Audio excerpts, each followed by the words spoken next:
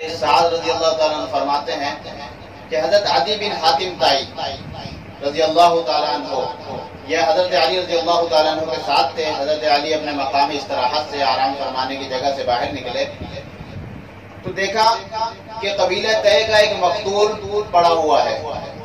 ایک مقتول جو ہے قبیلہ طے کا وہ مرا ہوا ہے، مقتول پڑا ہوا ہے. تو عدی بن حاتم طائی جو حضرت علی کی جماعت کے تھے وہ انہوں نے دیکھا تو کہا کہ کل تک یہ مسلمان تھا، آج کافر ہو کر مرا. حضرت علی رضی اللہ تعالیٰ نے فرمایا کہ ذرا ٹھہریے، یعنی فتویٰ دینے میں جلدی نہ کیجیے. یہ کل بھی مسلمان تھا، یہ آج بھی مسلمان ہے. یعنی ہمارے مقابلے میں آنے کی وجہ سے یہ کافر نہیں ہو گیا. یہ کل بھی مسلمان تھا اور یہ آج بھی مسلمان ہے.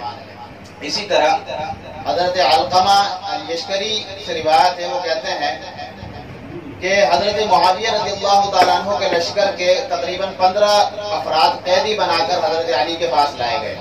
ان میں سے ایک شخص فوت ہو گیا. حضرت علی رضی اللہ تعالیٰ عنہ نے اسے غسل بھی دلوایا، کفن بھی دلوایا اور اس کی نماز جنازہ بھی پڑھی. تو ایک دوسرے کو مسلمان سمجھتے تھے، جبھی تو نماز جنازہ بھی پڑھ رہے ہیں اور حضرت علی فرما رہے ہیں کہ ہمارے مسلمان بھائی ہیں، صرف انہیں عثمان پر اختلاف ہو گیا.